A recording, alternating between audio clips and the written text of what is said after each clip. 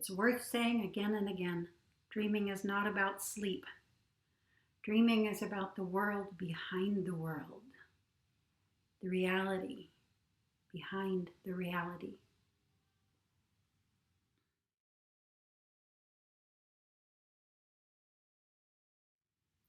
The week of February 6th last year, I'm not getting sleepy. At midnight, I am still wide awake and watching a documentary on displaced peoples around the globe due to climate change. I can see I am being worked with. I get on the mat a time or two, do some passive stretching and inversions. It seems it is going to be a while before Delta Theta come around. A bit after I cave in, and eat a handful or two of blue corn chips. Around 2 a.m., I am finally beginning to feel sleepy. I turn off the laptop and go in. I am inside a very large house, moving from room to room, upstairs, experiencing the theme of what is and isn't mine. What is mine is not mine for very long. It is mine and then it is not mine. It is someone else's. I have given it to them. I am observing my feelings relative to all of this. Cut to 7:45 a.m. I am awake and I'm just going to get up. I have not been able to shift into more than the mine and not mine concept, even though I have been attempting to for hours. I am finding a familiar, comfortable state in the bed, however, so decide to enjoy it further till the inner prompt to get up comes. I am periodically feeling the inner chills roll through, which is taking me deeper and deeper into the state of relaxation and bliss. Mom, drive, Laughlin, Nevada. Mom is driving. When we get to where we are going, we go into a living space, white walls and bright blue carpet. It has been vacated. As we are walking through, I am seeing change on the floor, toeing it with my foot, a few pennies, a nickel and dime. I give it no mind and move on. Mom picks it up and pockets it. I am getting up into an old attic space, finding some of my old belongings, memories. I climb up in here to what is almost no more than a long, somewhat narrow ledge or loft. It's dusty and dirty. I am suggesting to someone, a male helper, that it be vacuumed. I say I come here once a year to clean up, but some of the others should also help. He climbs down the ladder to go find me a vacuum. I am finding old recordings, CDs, pictures, and shifting into the moments, memories, records, Akashic records. There is also a young man up here. The age we are as we are up here is turning to roughly high school age, the age of the memories I am finding. He is energetically very attractive, a wrestler. He is competing in the morning and has a shot of placing. He is laying center in the middle of the attic space with canvas blankets over him head to toe. I am going to crawl over him to get to the other side where there are more memories, but as I do, I begin feeling this intoxicating warmth. I crawl over, but rather than move on, I snuggle up into his right side. Morning is coming. He is waking. He turns his head and kisses me on the forehead. I never want to leave this feeling. A mix of the vibrational state, Kundalini flows I am alert to within my system, and two halves of a whole merging as one.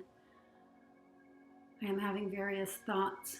This man is what I am perceiving at this young age is out of my league. I am concerned of him finding me here when he thwarts the thought with a kiss on the forehead.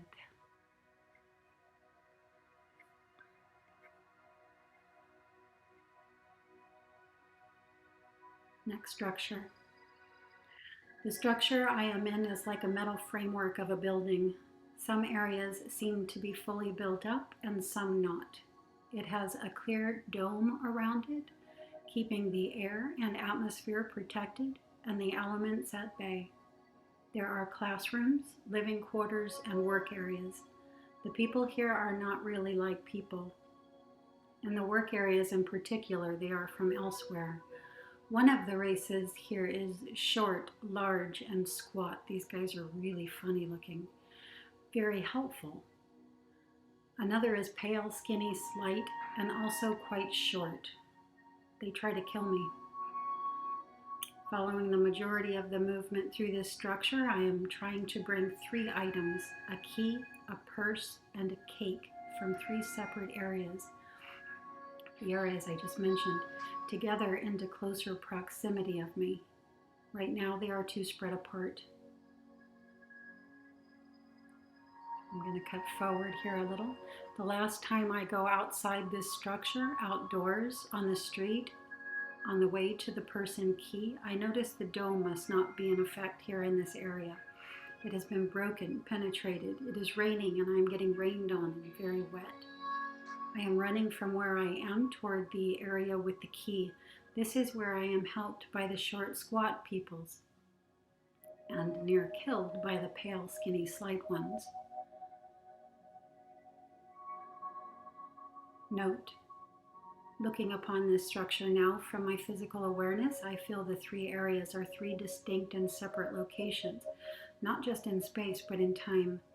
The work area is perhaps a post-apocalyptic city upon some planet which is now almost like a penal colony. The pale race is the militant one, the squat race are laborers. The classrooms and living quarters are likely occurring on a craft. I am in one of my lessons again.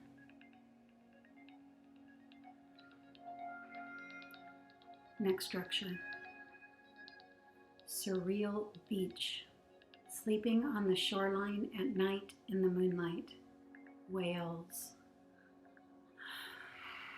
3 of them jumping up through the surface near the shoreline.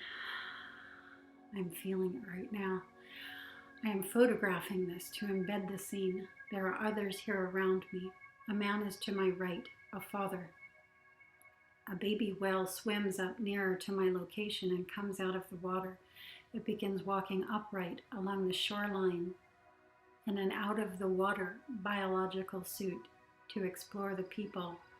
The mother is not concerned, although I am. I am trying to capture a photo to embed its new form, but people are semi-blocking the view. A young 6-7-year-old girl with brown hair, large brown eyes, and big brown glasses comes into the picture. I am following her lifetime memories now. Much of this is sad. At the conclusion, as an older woman, Romanian, she is watching herself in certain key moments as a young woman. One in particular is staying with me. She is in a white hazmat type suit with the head part, without the head part. Everyone has on these hazmat suits, but they're not wearing the head portion. They're standing in line for something. She is standing here with her head hung low. It is a critical moment, a critical energetic self-view that has fed much of her life. The baby whale must be helping her process some of this. I adore this scene and the feeling here, the ocean, not of this world, the shoreline, the sound of the waves, the magical, deep and bright blues being emphasized by the moonlight, the whales. There are so many and they are so close. It has been too long since a moment like this. I feel to be on a very high sort of bed here. Everyone here is laying down, potentially sleeping and healing through these frequencies. The whales are so clear. They are black and white, like the orcas. They are playing more like dolphins than like whales. I am finding it interesting, even within the experience, how my view is not aimed out into the deep waters, but instead what might be considered north, straight up the beach along the shore. Why?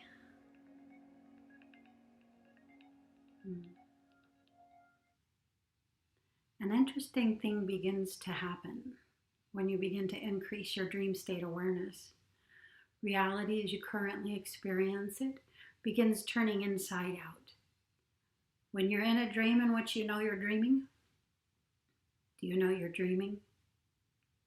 When you know you're dreaming, it's very clear to you that the field you're in is your larger consciousness. That the field arising from within this larger consciousness is arising from within this larger consciousness. That illusion of the world being out there goes away. Consciousness, awareness, and the field become one. They become a singularity. When reality is held in this way, the larger reality has opened up to you. The beta wave has given way to the alpha. Some call it the astral. I call it galactic space. For today, I think I just want to make this point more clear to more of you. When you're going inside yourself, you're going into consciousness space. Consciousness space is larger than physical space. The larger space is a larger decision space, a larger experience territory. Reality and dream are becoming one. You ride all the waves. You ride the delta, the theta, alpha, beta, and gamma waves. Cosmic consciousness, universal consciousness, galactic and planetary level consciousness. All of this begins to access you. All of this becomes available to you as reality.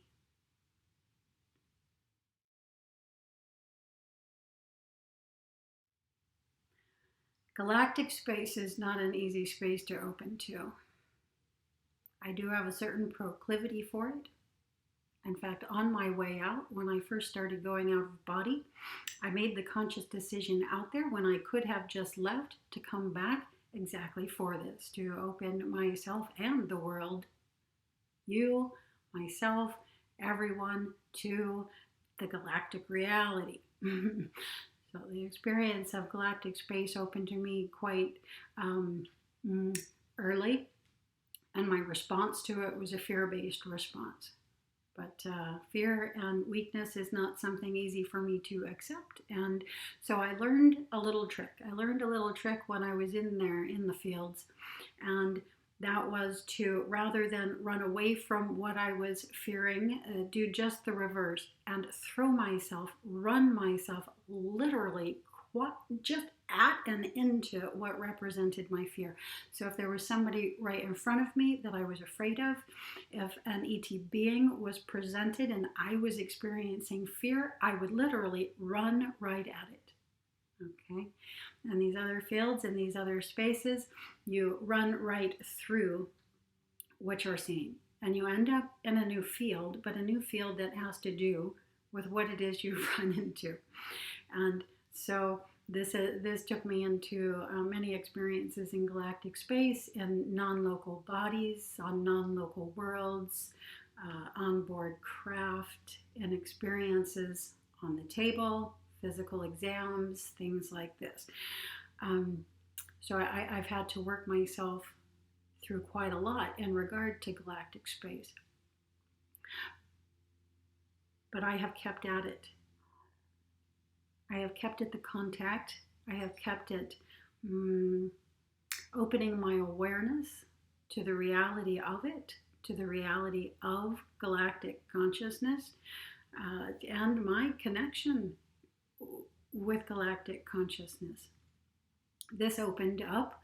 I really want to point this out.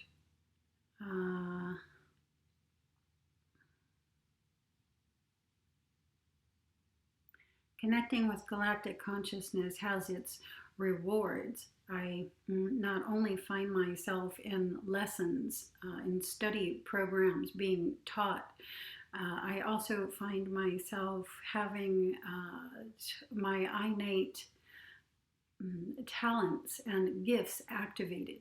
And one of the activations of one of the gifts I came here with involve my consciousness, which is a crystalline consciousness.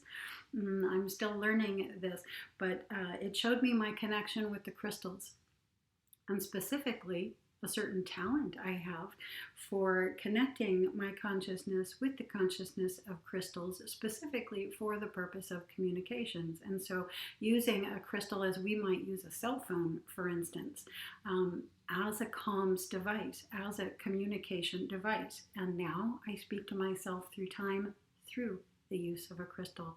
I can speak with myself from other points in times and other bodies on other worlds to myself here at this point in time and this body on this world in this timeline. And the same thing will happen with you. When you open to that space, your own greater consciousness that you exhibit in that consciousness space feeds into you here in this one, and you will receive your gifts. Here's a quick view of my own.